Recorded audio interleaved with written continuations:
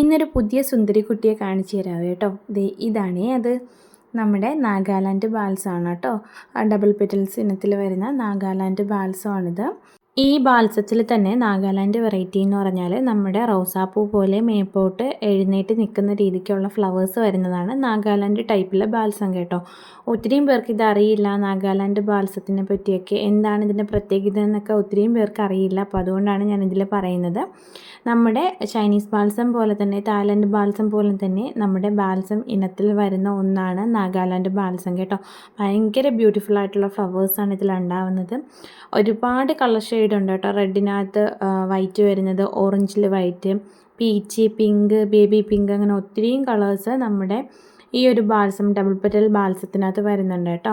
പെറ്റൽസിൻ്റെ എണ്ണം കൂടുതലും ഉണ്ട്, കുറവും ഉണ്ട് കേട്ടോ. കറക്റ്റ് ഡബിളായിട്ട് വരുന്നതും ഉണ്ട്, ഇതുപോലുള്ള ഒരുപാട് അടുക്കായിട്ട് വരുന്ന ഫ്ലവേഴ്സുള്ള പ്ലാന്റും ഉണ്ട്.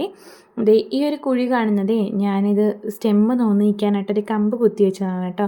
അപ്പോൾ കമ്പ് എടുത്ത് കളഞ്ഞിട്ട് ആ കുഴി അതുപോലെ തന്നെ അതിലിപ്പോൾ നമ്മുടെ ഉറുമ്പ് കുട്ടന്മാരെ താവളാക്കി ഒളിച്ചു വെച്ചിരിക്കുകയാണ് കേട്ടോ. ഇനി അതിനെ എടുത്ത് കളയാനില്ലെങ്കിൽ നമ്മളെ ചെടിയെ നശിപ്പിക്കില്ലേ ഉറുമ്പ് ഇങ്ങനെ നിന്നിട്ട്. ഈ ഫ്ലവേഴ്സിൻ്റെ താഴേക്ക് മുട്ടൊക്കെ വന്നിട്ടുണ്ട് കേട്ടോ. സ്റ്റെമ്മിന് തിക്നെസ് കുറവാണെങ്കിലും നമ്മുടെ ഫ്ലവർ വരുമ്പോൾ ഭയങ്കര ബ്യൂട്ടിഫുൾ ആയിട്ടുള്ള ഫ്ലവേഴ്സാണ് കേട്ടോ.